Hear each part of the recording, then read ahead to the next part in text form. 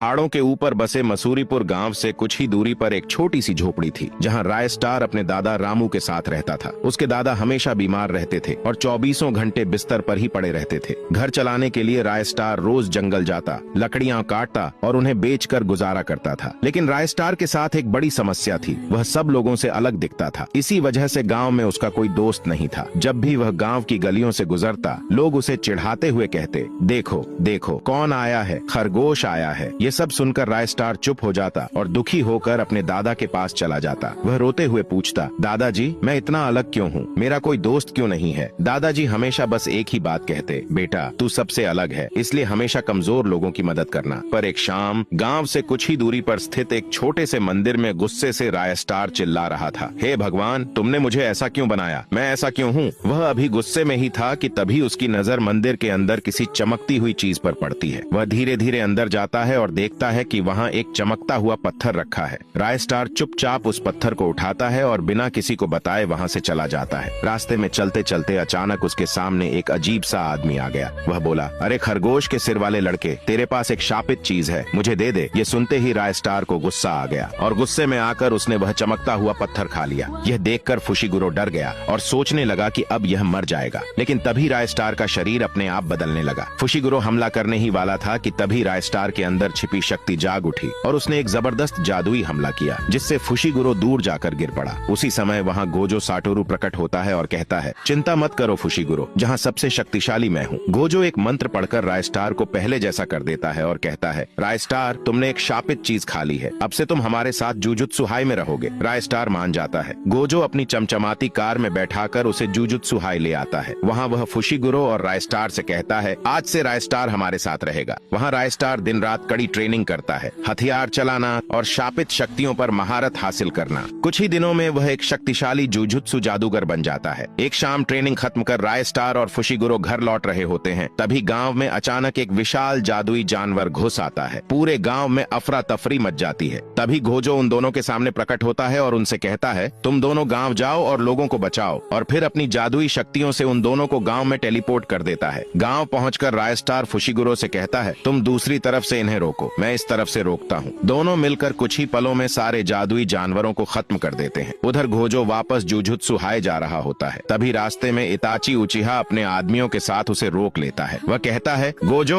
मुझे तुम्हारी शक्तियाँ चाहिए। गोजो हंसते हुए कहता है, भूल मत इताची, जहाँ सबसे शक्तिशाली मैं हूँ। लेकिन इताची अपनी मुस्कान के साथ ऐसा जाल बिछाता है कि गोजो कांपता हुआ एक डिब्बे में कैद हो जाता है।